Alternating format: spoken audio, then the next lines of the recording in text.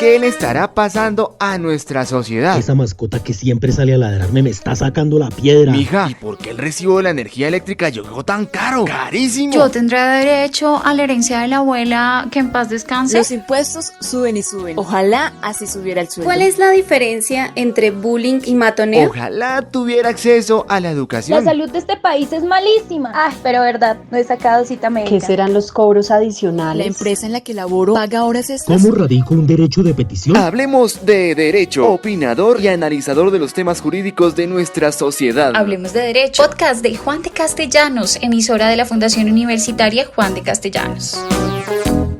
Hoy, en Hablemos de Derecho, en temas de alimentos, hoy por mí, mañana por ti.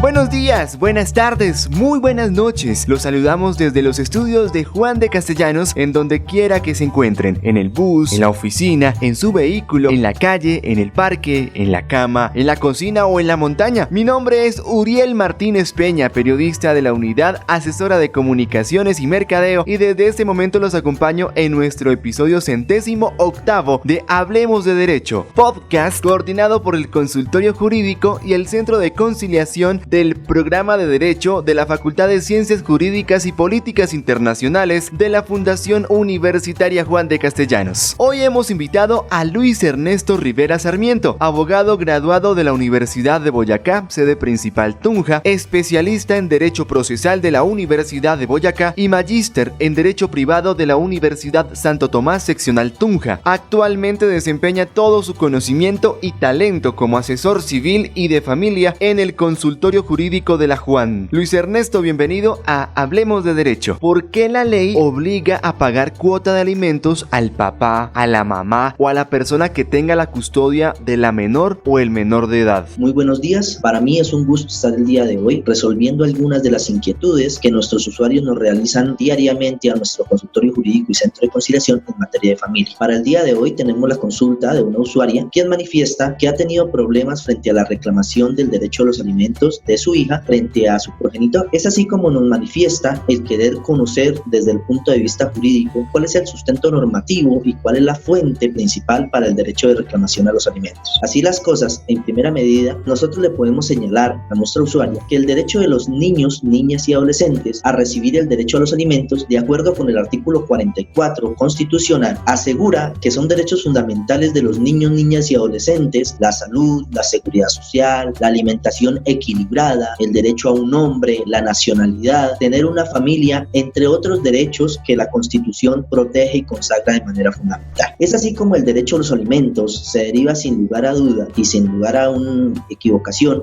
del vínculo familiar, y es una obligación que tiene fundamento en el principio de la solidaridad. Solidaridad con la premisa que el alimentario no está en la capacidad de asegurarse por su propia subsistencia. En cuanto a los titulares de este derecho, el artículo 411 del Código Civil establece y reconoce que los cónyuges, los descendientes, los ascendientes, los hermanos, entre otros, establecen o son las personas quienes son obligados a brindar dichos alimentos. Sobre el particular que nos consulta nuestra usuaria, se considera necesario recordar que la Ley 1098 del año 2006 reitera la obligación alimentaria a cargo de los padres sobre sus hijos menores de edad, situación que establece también el Código Civil y se deriva de la figura jurídica de la patria potestad. Patria potestad indicando o indicada en el artículo 24 del contenido del derecho a los alimentos y su fijación de acuerdo con la capacidad económica del alimentante. En cuanto al fundamento, características y la importancia de la obligación alimentaria, la Corte Constitucional ha establecido o ha manifestado que su fuente principal es el deber de solidaridad. Solidaridad existente entre los miembros de la familia y que para su configuración es menester probar la necesidad del alimentario, que en el caso de los niños, niñas y adolescentes se presume, y la capacidad del obligado, sin que ello implique desconocer su propia necesidad de subsistencia. Recuerda que el artículo 24 de la Ley 1098 de 2006 habla del derecho a la alimentación y dice, abro comillas, la niñez y la adolescencia tienen derecho a los alimentos y demás medios para su desarrollo físico, psicológico, espiritual, moral, cultural y social, de acuerdo con la capacidad económica del alimentante. Se entiende por alimentos todo lo que es indispensable para el sustento, habitación, vestido, asistencia médica, recreación, educación o instrucción, y en general todo lo que es necesario para el desarrollo integral de los niños, las niñas y los adolescentes. Los alimentos comprenden la obligación de proporcionar a la madre los gastos de embarazo y parto. Cierro comillas. Estimado abogado Luis Ernesto, muchas gracias por su compañía en nuestro podcast Hablemos de Derecho, Legalidad y otros amores. Ten en cuenta que puedes escuchar, compartir, comentar y descargar gratis de manera legal cada capítulo del podcast Hablemos de Derecho en soundcloud.com/Juan de Castellanos. Y recuerda, en temas de alimentos, hoy por mí, mañana por ti.